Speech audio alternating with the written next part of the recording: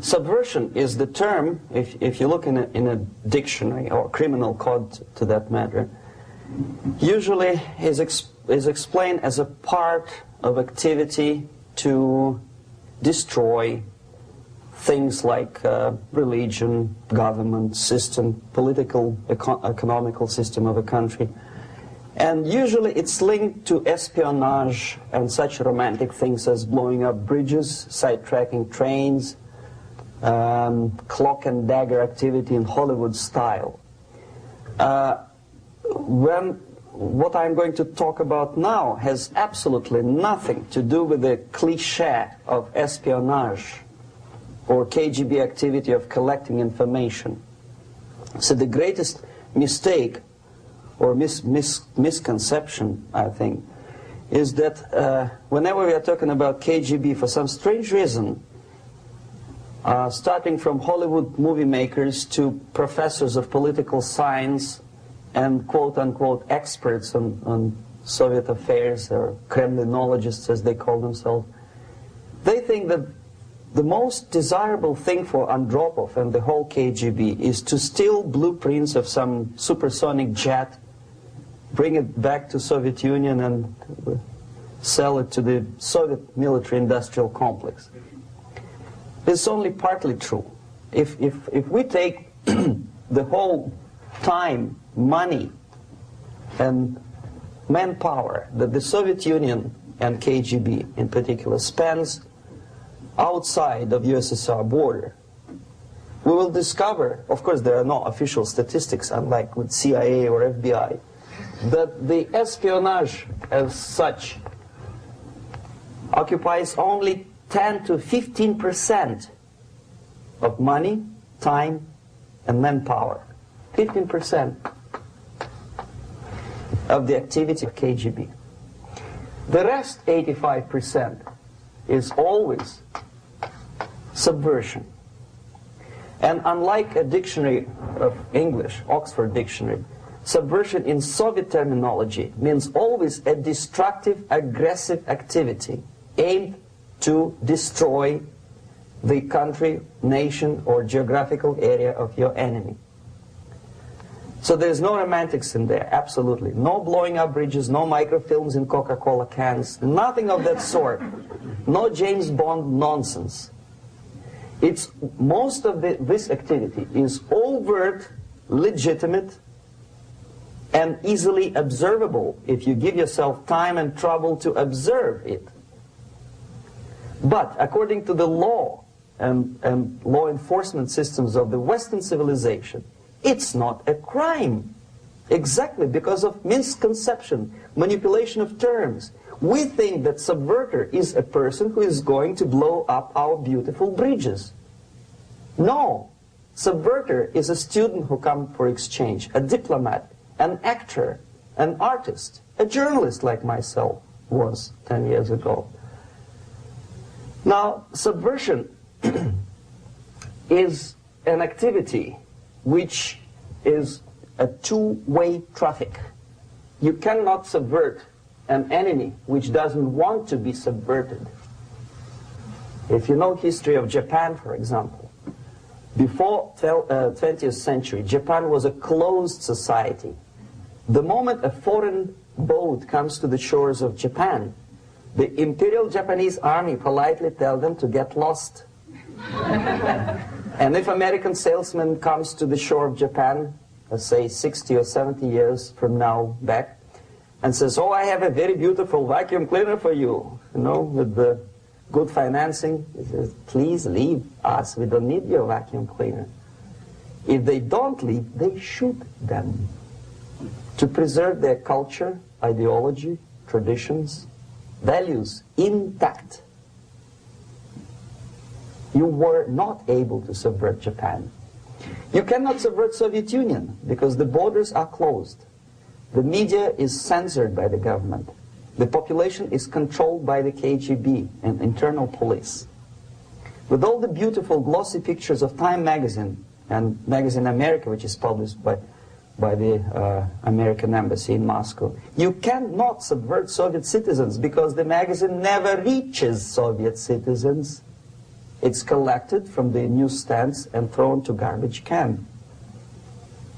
Subversion can be only successful when the initiator, the actor, the agent of subversion has a responsive target. It's a two-way traffic. United States is a receptive target of subversion. There is no response similar to that one from United States to the Soviet Union. It stops halfway somewhere. It never reaches here. The theory of subversion goes all the way back 2,500 years ago. The first human being who formulated the tactics of subversion was a Chinese philosopher by the name of Sun Tzu.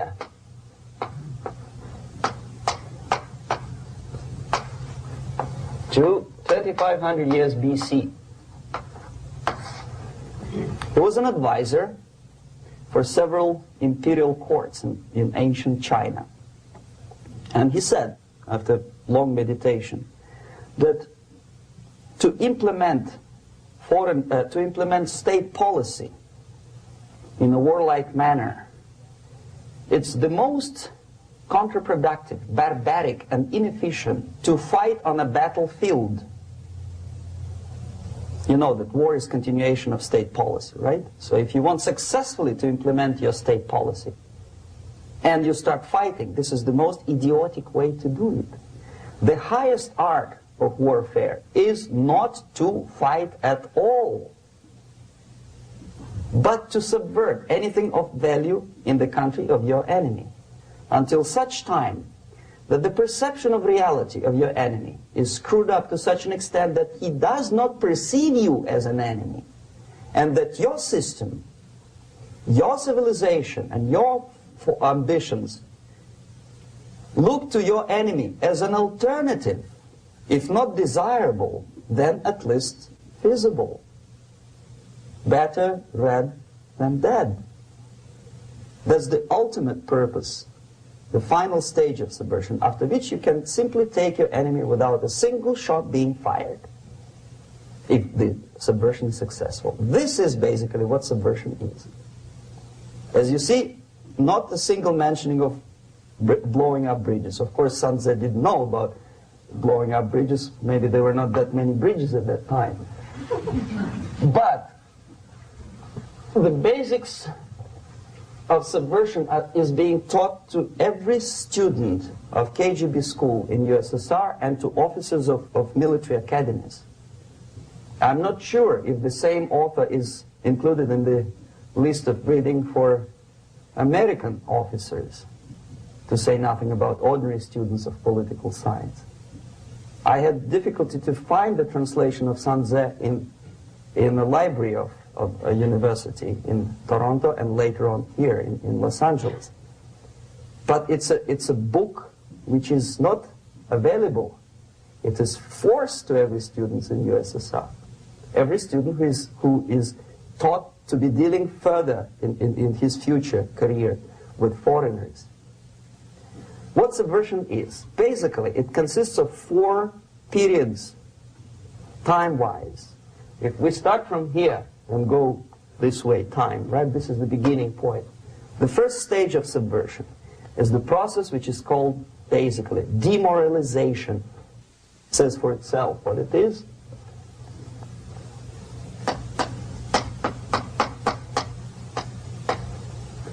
It takes from, say, 15 to 20 years to demoralize a society. Why 15 or 20 years? This is the time sufficient to educate one generation of students or children. One generation. One lifetime span of a person, a human being, which is dedicated to study, to shaping up the outlook, ideology, personality. No more nor less. Usually it takes from 15 to 20 years. What it includes? It includes influencing, or by various methods, infiltration, propaganda methods, direct contacts, doesn't really matter. I will describe them later. Of various areas where public opinion is formulated or shaped.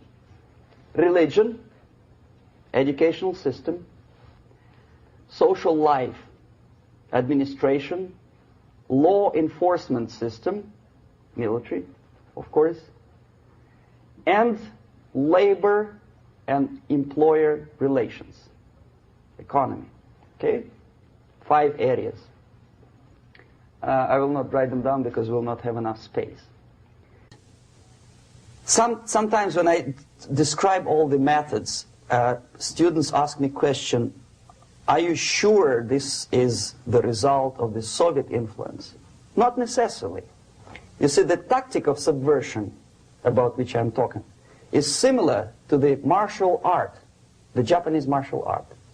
If some of you are familiar with that tactic, probably you will remember that if an enemy is bigger and heavier than yourself, it would be very painful to resist his direct strike. If a heavier person wants to strike me in the face, it would be very naive and counterproductive to stop his blow. The Chinese and Japanese judo art tells us what to do. First to avoid the strike, then to grab the fist and continue his movement in the direction where it was before, right? Until the enemy crashes in the wall. You see? So, what happens here?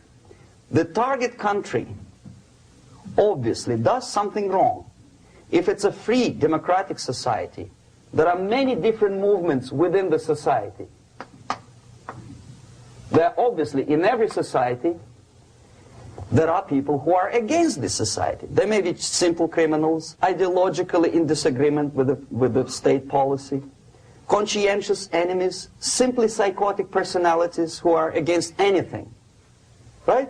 And finally, there are a small group of agents of a foreign nation, bought, subverted, recruited, right?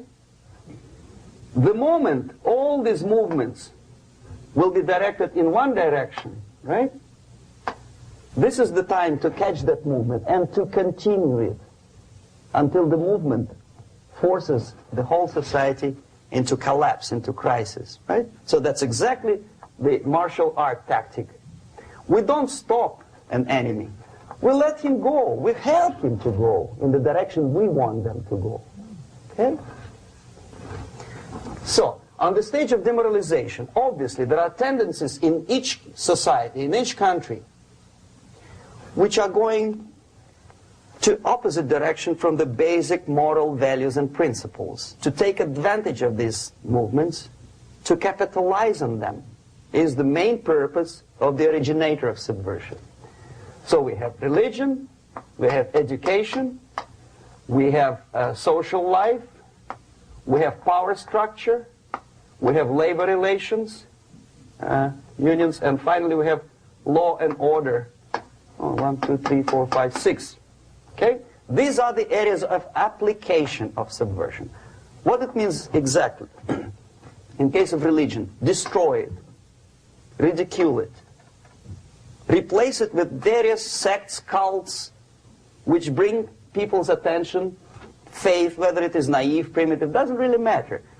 As long as the basically accepted religious dogma is being slowly eroded and taken away from the supreme purpose of religion, to keep people in touch with the supreme being, that serves the purpose. Therefore, replace accepted, respected religious organizations with fake organizations. Distract people's attention from the real faith and attract them to various different faiths. Education. Distract them from learning something which is constructive, pragmatic, efficient.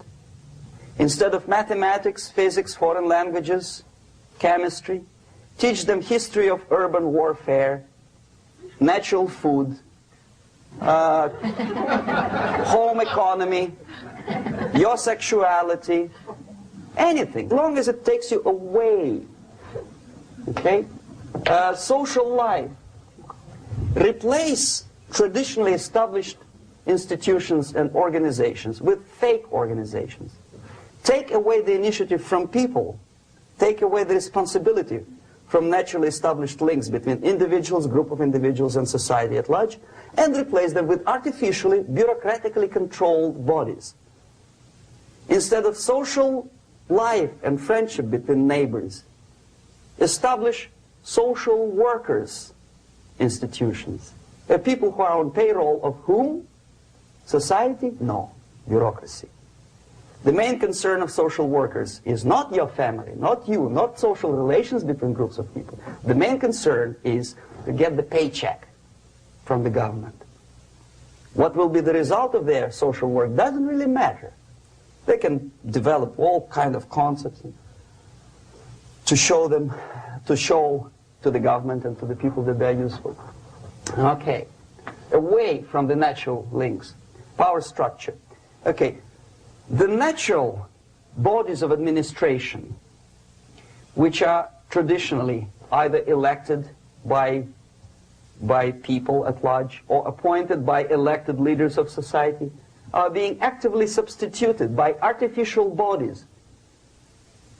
The bodies of people, groups of people, whom nobody elected. Never. As a matter of fact, most of the people don't like them at all, and yet they exist. One of such group is media. Who elected them? How come they have so much power?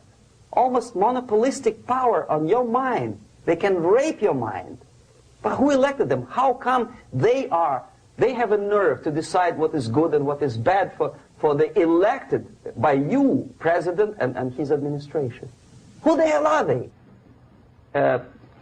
Spiro Agnew, who was hated by the liberal left, called them a bunch of enfeebled snobs. And that's exactly what they are. They think they know. They don't. The level of mediocrity.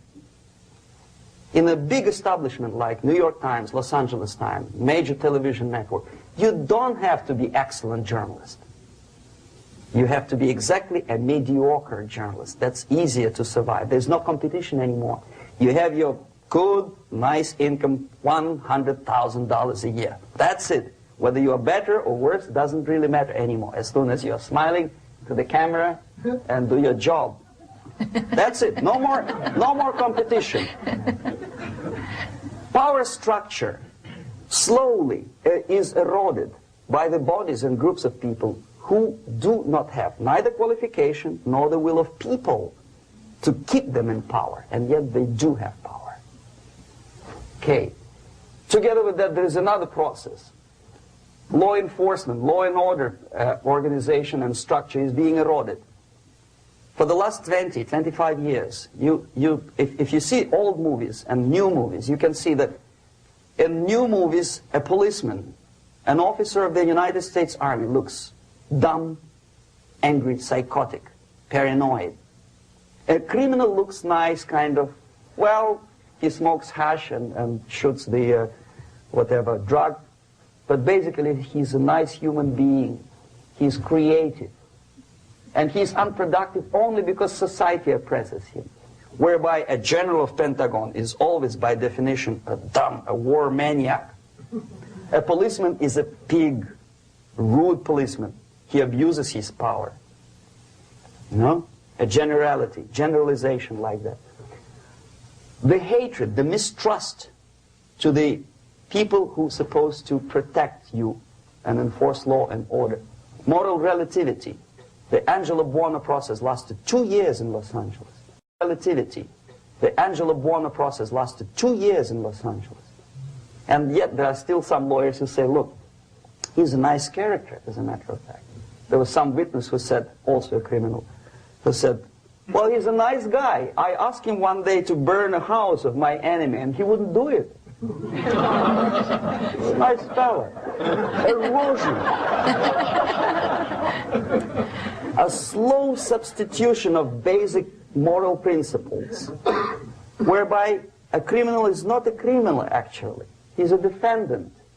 Even if his guilt is proven, there is still a doubt to kill or not to kill, to be or not to be. Thou shalt not kill, yes, but this line may not necessarily be applicable to a murderer. Thou shalt not murder, that should be the presumption, not that thou shalt not kill. Okay, labor relations. At this stage, within 15 to 20 years, we destroy the traditionally established links of bargaining between employer and employee. The classical Marxist-Leninist theory of natural exchange of goods. A person A has 5 sacks of grain and person B has 5 pairs of shoes. And the natural exchange without money is when they bargain between each other. And only with the introduction of the third force, C, an entirely third foreign stranger who says, no, don't give him 5 sacks of grain, give it to me, and you give me your 5 pairs of shoes, and I will distribute it accordingly, so that the economy will go. This is the death of natural exchange, death of natural bargaining. Well, trade unions were established 100 years ago. The objective was to improve working conditions and to protect the rights of workers from those employers who were abusing their right because they had more money.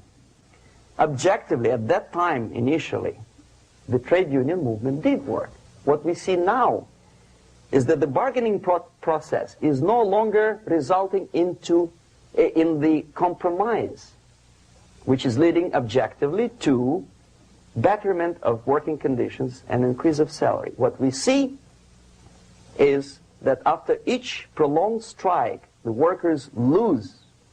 Even if they have 10% increase of their salaries, they cannot catch up due to inflation and due to missed time. More than that, millions of people suffer from that strike because economy now is interdependent. It's intertwined like one body. If previously steel workers, say 100 years ago, could strike and nobody would suffer, now it's impossible anymore. If a garbage collector strikes today, the rest of the multi-million city is stinking. I mean, there's no more service. In Quebec, for example, we had the electricians who were on strike in the middle of winter. You can freeze your bottom, and they still were on strike.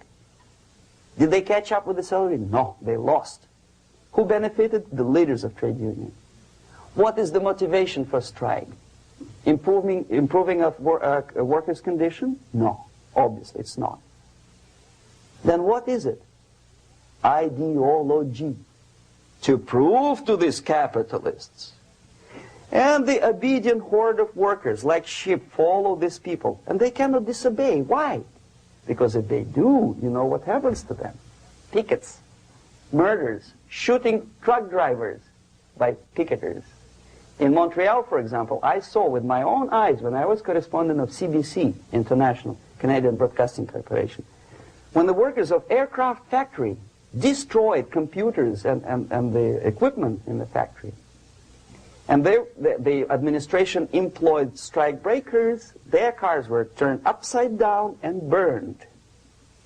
Their houses were burned. Their kids were intimidated. And some victims were there. Of that you can be sure. Why? To improve conditions of workers? No. Ideology. Okay, so this is what happens basically. It may or may not happen without the help of the Soviet Union. But the natural tendencies are being greatly taken advantage of and capitalized by the Soviet propaganda systems. How? Whenever trade union strikes, we have influx of propaganda, mass media, ideological dissemination. The workers' right, and we repeat it like parrots. Yes, workers' right. Whose rights? Workers? No. The only freedom of worker to sell his labor according to his own desire and will is taken away from him. By whom? By trade union boss. Unlimited power is given. Responsibility. I want to sell my labor not for $2.50 an hour, but for $2. I don't have right. My freedom is denied to me. I know that if I sell my work for $2 an hour, not for $3 an hour, I will compete better with the other guy who is lazy and more greedy. I don't need $3. I need only $2. No, I was made to believe by media, by business, by advertising agencies that I need more and more and more. Have you ever heard any advertising on TV to consume less? No. No way. Whether you need a six-cylinder car or not, you have to buy it. And hurry up. When I was driving here on the local radio station, an excited announcer said, "You hurry up, rush and save, save, save. There is a pantyhose sale." Save by buying more. See? Of course. It would be too naive to expect that KGB makes that advertising agency to do such a crazy commercial. No, of course not. But what we did when I was working for Novosti Press, we would snow plow editorial offices, student organizations, religious groups with literature of class struggle, if not directly Marxism-Leninism propaganda, then a propaganda of legitimate aspirations of working class, betterment of life, equality. Equality, mind you. President Kennedy once said, we will make America to believe that people are born equal. Are people born equal? Is there any mentioning in the Bible or any other holy scripture in any religion, if you don't believe me, go to the library and check it, there is not a single word about equality. Just the opposite. By your deeds, God will judge you. What you do is important. The merit of your personality. You cannot legislate equality. If you want to be equal, you have to be equal. You have to deserve it. And yet we build our society on the principle of equality. We say people are equal. We know it is false. It's a lie. Some people are tall and stupid. Others are short, bold, and clever.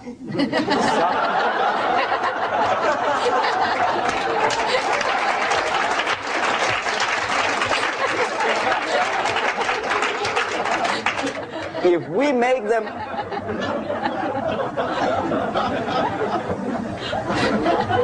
make them equal by force, if we put the principle of equality in the basis of our socio-political structure, it's the same thing as building a house on sand.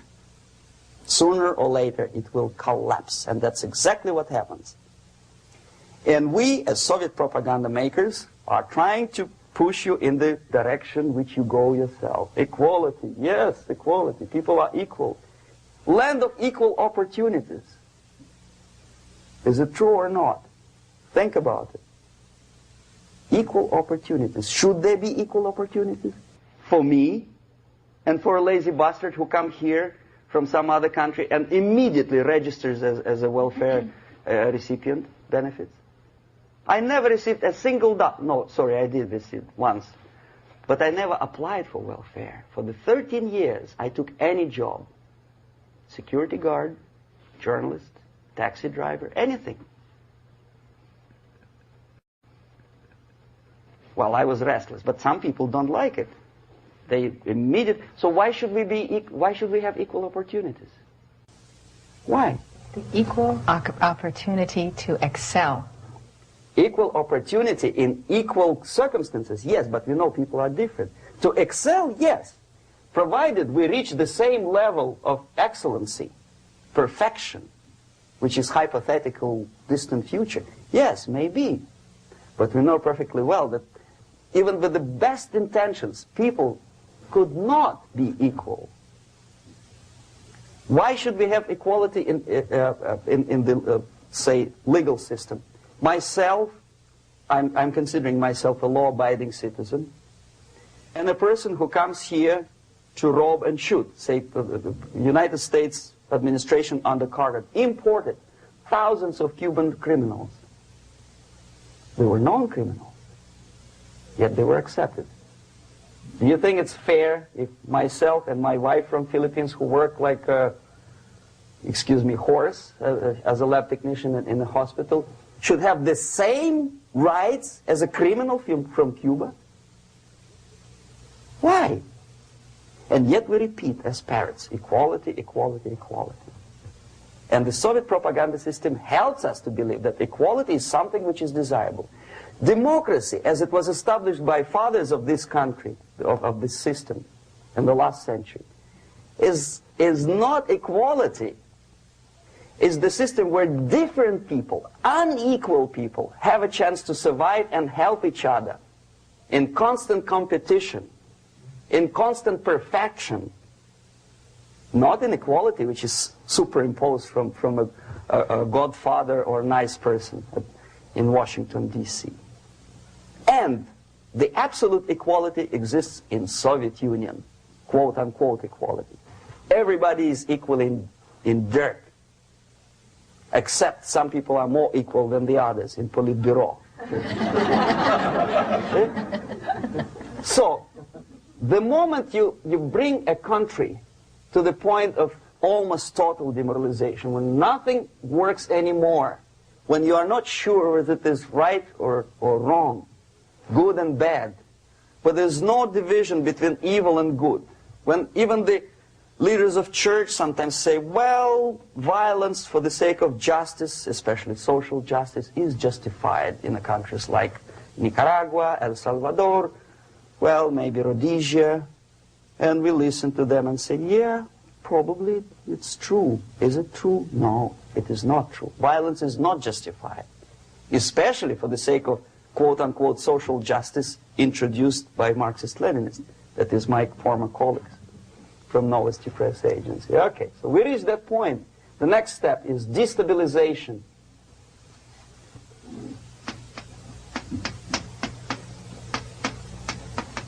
Again, this word says for itself what it is. To destabilize all the relations, all the accepted institutions and organizations in a country of your enemy. How you do it? You don't have to send a battalion of KGB agents to blow up bridges. No. You let them do it themselves. The area of application is, again, it's narrower now.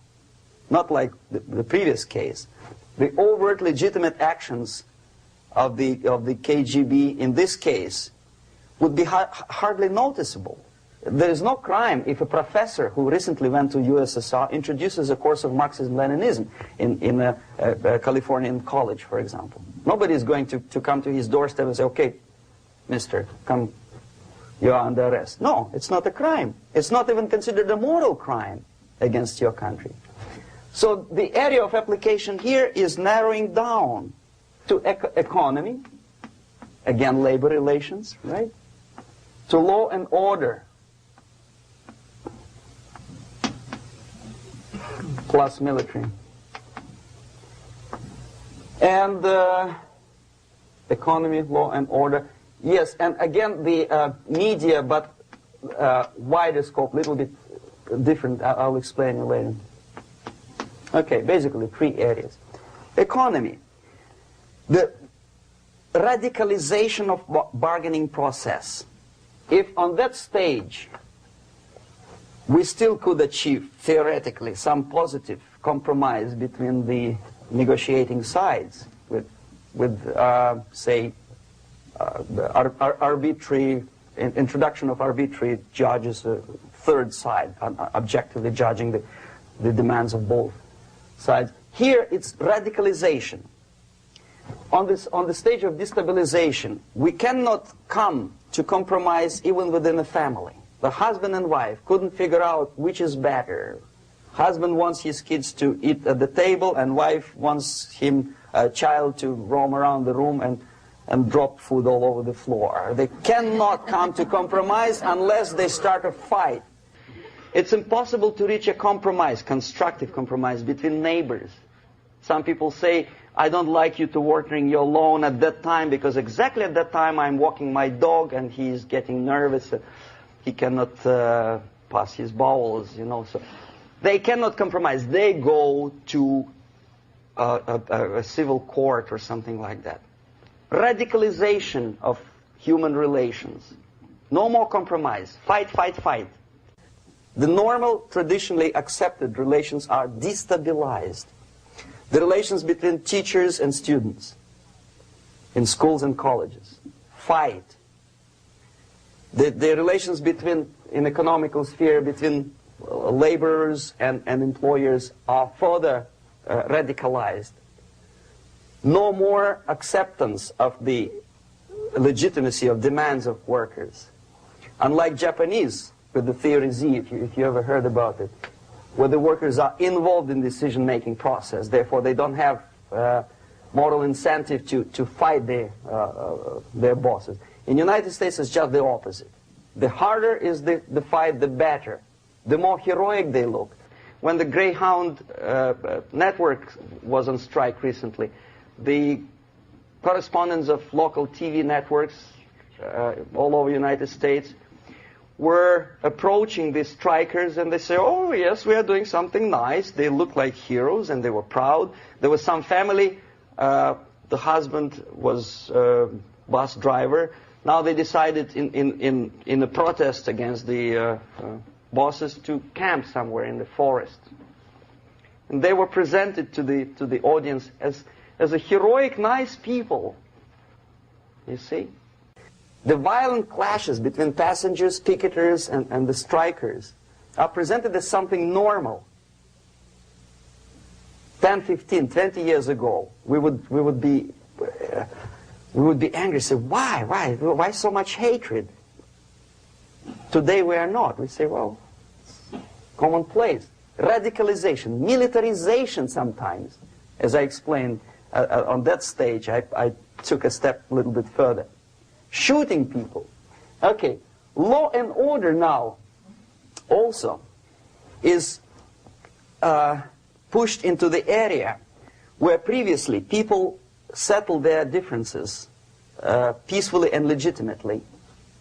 Now we are getting with this court cases in the smallest irrelevant cases. We cannot solve our problems anymore. The society at large becomes more and more antagonistic between individuals, between groups of individuals, and the society at large. The media puts himself in the opposition to the society in general, at large. Separate, alienated. Okay? On that stage, you remember I was talking a couple of hours ago about the sleepers. That's when the students from, say, United States, if they are trained in Lumumba University, or developing nations, that's the students I was dealing with, are being sent back from the Soviet Union here. Or if they were already in the United States, in the country, which is the object of subversion, they spring to action. The sleepers go up. They slept for 15 to 20 years. Now they become leaders of groups, preachers, I don't know, public figures. Prominently they actively include themselves in a political process. All of a sudden we see a homosexual. 15 years ago he did his dirty job and nobody cared. Now he makes it a political issue. He demands recognition, respect, human rights, and he rallies a large group of people. And there are violent clashes between him and police, his group and ordinary people, no matter what. It's black against white, yellows against green, doesn't matter where the division line goes. As long as this group come into antagonistic clash, sometimes militantly, sometimes with firearms, that is destabilization process. The sleepers, many of whom are simply KGB agents, become leaders of the process of destabilization. Doesn't mean that Comrade Andropov sends Comrade Ivanov to the United States. The person who takes care is already here. He is a respected citizen of the United States. Sometimes he gets money from various foundations for his legitimate struggle for, I don't know, human rights, women's rights, kid lib, prison lib, whatever. There are sympathetic Americans who donate their money to him. Destabilization process usually leads directly to the process of crisis. In case of developing nations, that's the area where I was active. The process starts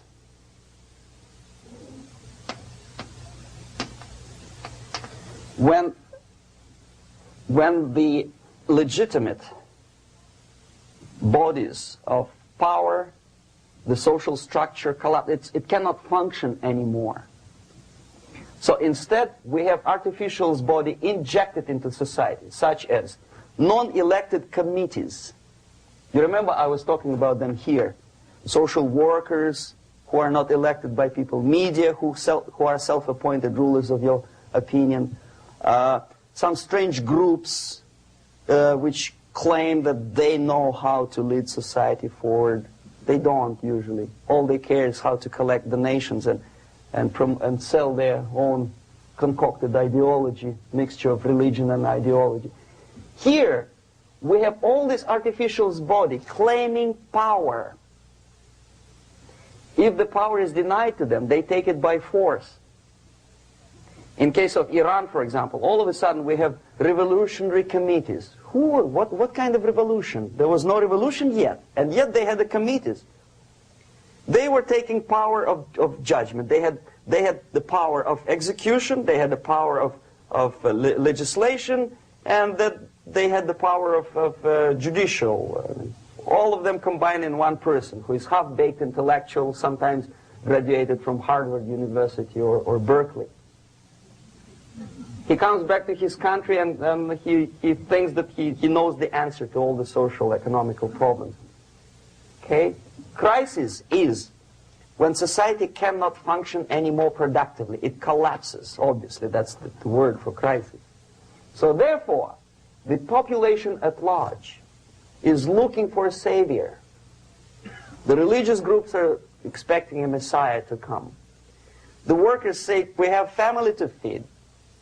Let's have a strong government, maybe socialist government, centralized. When somebody put the employers on their place and let us work. We are sick and tired of going to strike and missing overtime and all that stuff. We need some strong man, strong government, a leader, a savior is needed. Population is sick and tired already. And here we are. We have a savior. Either a foreign nation comes in, or the local group of leftists, Marxists, no matter what they call themselves, Sandinista, a reverend or some sort, Bishop Muzureva, like in Zimbabwe, doesn't matter. A savior comes and says, I will lead you. So we have two alternatives here. Civil war and invasion. Okay? See how it goes? Civil war, we know what it is. Lebanon is the best example. The civil war, which was artificially implanted in Lebanon by injection of force of PLO, Palestinian Liberation Organization. Invasion we had in many other countries like Afghanistan, name any East European country, it was invaded by the Soviet army. But the result is the same. The next stage is normalization. Normalization is a very ironic word, of course. It is borrowed from 1968 situation in Czechoslovakia, when the Soviet propaganda and after them New York Times declared the country is normalized. The tanks moved into Prague, so there's no more Prague Spring, there's no more violence. Normalization. At that stage, the self-appointed rulers of the society don't need any revolution anymore. They don't need any radicalism anymore. So this is the reverse from destabilization. Basically, it is stabilizing the country by force. So all these sleepers and activists and social workers and liberals and homosexuals and professors and Marxists and Leninists are being eliminated. physically sometimes. They've done their job already. Okay? They are not needed anymore. The new rulers need stability to exploit the nation, to exploit the country, to take advantages of the victory. Okay? So no more revolutionaries, please. And that's exactly what happens in a number of countries. You remember Bangladesh? This is the crisis in which I was instrumental. First they had Mujibur Rahman. In 1971 he was the leader of People's Party, Awami League, with mustache like Stalin. He was in Russia many times. In 5 years he was shot by his former colleagues, Marxists. He fulfilled his function. In Afghanistan it happened 3 times. First there was Taraki, then there was Amin, now there's Babrak Karmal. They killed each other successively, one after another. The moment he fulfills his duty, the first one demoralized country, the second destabilized, the third one brought it to crisis. Goodbye, comrades. Babrak Karmal comes from Moscow and put into the seat of power. Same thing happened in Grenada recently. Maurice Bishop, Marxist, was killed by Austin, what's his name, General something, who was also a Marxist. Right? So no more revolutions, please. Normalization now. From now on, no more strikes, no more homosexuals, no more women lib, no more kid lib, no more lib, period. A good, solid, democratic, proletarian freedom. That's it. Now, to reverse this process takes enormous effort. When today, United States had to invade Grenada to reverse the process of subversion. Some people say, boy, this is not good, it's not kosher to invade the beautiful country, island of Grenada. Well, why didn't you stop the process here, when Grenada was just approached by leftists? Why not to prevent Maurice Bishop to come in power in the first place? Did Grenadians want him? Very questionable. They didn't know who was Maurice Bishop in the first place. He came to power by coup d'etat himself. Okay? No, we let the situation develop further and further and further until the crisis and normalization very soon.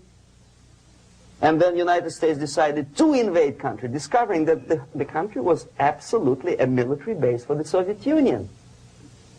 Of course it's a drastic measure. Of course it's a pity that Marine Corps had to lose, what, 17 lives. Very bad. Why not to stop the process before it comes to crisis? Oh no, intellectuals will not let you. It's interference into domestic affairs. They are very careful not to let American administration to interfere in domestic affairs of Latin American countries. They don't mind Soviet Union interfere in these affairs. Okay. So to reverse this process, from here, it takes only and always military force. No other force on earth can reverse this process at this point. At this point, it does not take military invasion of the United States Army. It takes strong action, like in Chile. A CIA covert involvement to prevent the savior from outside to come into power and to stabilize country before it erupts into civil war. Stabilize country before it erupts into civil war. Okay? Support the right-wing conservative forces. By money, by crooks or love, doesn't matter. Stabilize the country. Don't let the crisis develop into civil war or invasion. Oh no, your liberals will say it's against the law. The Congress will not appropriate money for covert actions of CIA. Why not? Should we wait till the normalization come and Soviet tanks land in Los Angeles airport? Now, at that point, at the point of destabilization, also the process could be reversed. Again, easily than this. No CIA involvement at this point. You know what it takes here? Restriction of some liberties for small groups which are self-declared enemies of the society. As simple as that. Oh no, the media and liberals will tell you this is against the American Constitution. How can we, by force, deny the civil rights to criminals, for example? It's not good. Okay? So we allow them to, okay, if you allow the criminals to have civil rights, go on and bring the country to the crisis. This is a bloodless way to do. Curb the rights. I mean, not to put them in prison. No, I'm not talking about putting all the gays from San Francisco in the concentration camp. Do not allow them to take political force. Do not elect them to the seats of power, whether it is municipality level, state level, or federal level. It has to be beaten in the heads of American voters that a person like that in the seats of power is an enemy. Do not be afraid of this word. It is an enemy. If he is not an enemy here, he will be here. Later on, he will be shot, of course. But at this point, he is an enemy. Okay? You are doing great service by denying him a right to capitalize on his own crazy ideas and become a powerful man, a man who uses the seat of power. Restriction of certain freedoms and permissiveness at that point would prevent sliding into crisis and probably will return the process of destabilization. To curb unlimited power, monopolistic power of trade unions, here, at that point, would save economy from collapsing. To introduce a law to stop private companies of raping public opinion's mind in the direction of consumerism. No company must have a right to force you into buying more unless you want it. There must be a law. You want to advertise your car? Okay. But not a single mentioning of buying it now and saving money. It must be against the law to force people to consume more. Self-restraint. Previously, before this process started, the self-restraint was a business of church, religion. Because our preachers, the fathers of church, would tell us, material values are good, but it's not the prime function of human being. Because you have to live with something. Obviously, the design for our life is not to consume more deodorants. There must be something greater. If such a complicated instrument as human body was created, obviously there must be some higher purpose for that. And it's very easy to avoid destabilization by denying the greedy companies one little freedom, one little liberty, forcing you into turning yourself into processors of unwanted products and goods. They turn you into machines, like the worm who there's inlet and outlet. So, and how long an average appliance lasts these days? Less than a year. Why? Where's workmanship? Well, we want you to buy more. Okay. Destabilization process could be easily overcome if, as I say, the society, by its own will or after persuasion by the leaders, will come to the idea of self-restraint. It's so hard, we want to consume more, but you have to. Unless you will come to this stage, when, as we say in Russia, if Sahara Desert ever becomes a communist state, there will be shortage of sand. So you have to curb your... You have to curb your expectations at this point before it's too late. But no, we don't want to do it. Demoralization process. Again, it's the easiest thing to reverse. First of all, by restricting import of propaganda. The easiest thing to do. Unlimited, unrestrained import of Soviet literature, Soviet journalists, giving Soviet propaganda and ideological agitators equal time on American TV networks. It has to be stopped. And it's easy. They won't be offended, mind you. As a matter of fact, they will respect America more. But when my former colleague Vladimir Posner appears on Nightline, and Ted Koppel asks him, well, Vladimir, what do you think about this? And what can he think? He is an instrument of propaganda. He thinks what Comrade Andropov tells him to think. He's just a nice, articulate mouthpiece of the Soviet subversion system. And Ted Koppel makes you believe that my friend Vladimir Posner thinks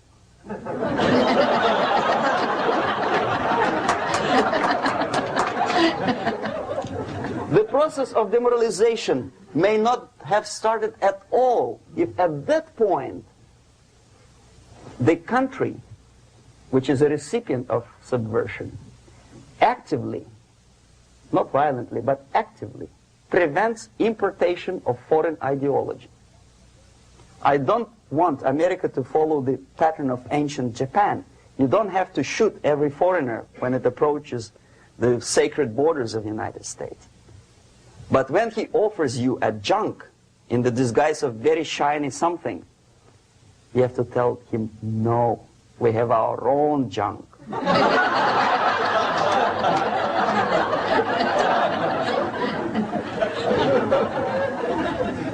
If at that point the society is strong, brave, and conscientious enough to stop importation of ideas which are foreign, then the whole chain of events could be prevented. Recently I've been to Philippines, and I was shocked how in big cities like Manila, children listen to deafening music. A melodious nation with long traditions of good, nice ethnic music, introduced by Spanish long time ago, maybe 2 centuries, 3 centuries ago, I don't remember how long. All of a sudden listen to musical garbage, blasting their radios at full blast, at full volume. Why? In India, I spent many years watching the reactions of Indians walking out of movie theaters after seeing Hollywood production.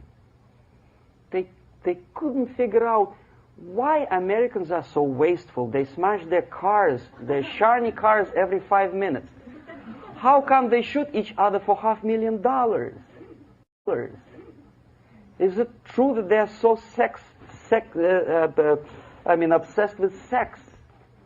Can you imagine showing a movie where each 5 minutes there's a copulation on the screen to a country like India with long tradition of respect to these private matters, or to Pakistan?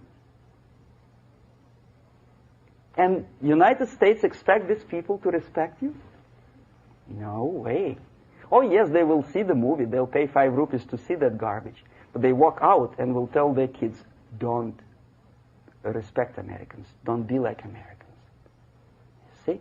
So, the process of demoralization could be stopped right here, both as an expert and as an import.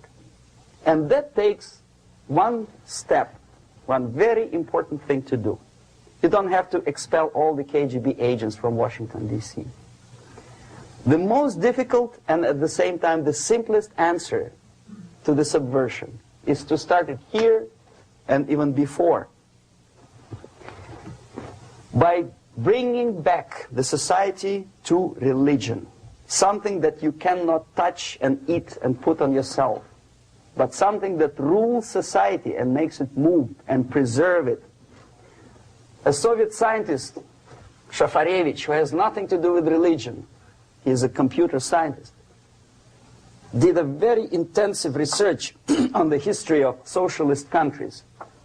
He calls socialist or communist any country with a centralized economy and a pyramidal style of power structure. And he discovered, actually he didn't discover it, he just brought to attention of his readers, that civilizations like Mohenjo-Daro in the river Indus area, like Egypt, like Maya, Incas, like Babylonian culture, collapsed and disappeared from the surface of Earth the moment they lost religion As simple as that. They disintegrated. Nobody remembers about them anymore. Well, distantly. So, the ideas are moving society and keeping mankind as a society of human beings, intelligent, moral agents of God. The facts, the truth, the exact knowledge may not. All the sophisticated technology and computers will not prevent society from disintegrating and eventually dying out. Have you ever met a person who would sacrifice his life, freedom, for the truth like that? This is truth. I never met a person who said, this is truth and I'm ready to shoot me. To defend the truth. Right? But millions sacrifice their life, freedom, comfort, everything for things like God,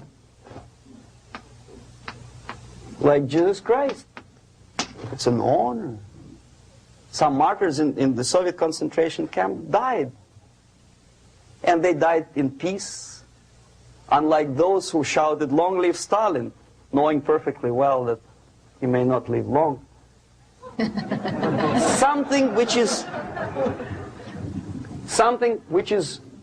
not material moves society and helps it to survive. And the other way around, the moment we turn into 2 by 2 is 4 and make it a guiding principle of our life, our existence, we die. Even though this is true, and this we cannot prove. We only can feel and have faith in it. So the answer to ideological subversion, strangely enough, is very simple. You don't have to shoot people, you don't have to aim missiles and Pershings and cruise missiles at Andropov's headquarters. You simply have to have faith and prevent subversion. In other words, not to be a victim of subversion. Don't try to be a person who in judo is trying to smash your enemy and being caught by your hand. Don't strike like that. Strike with the power of your spirit and moral superiority. If you don't have that power, it's high time to develop it. And that's the only answer. That's it. Thank you.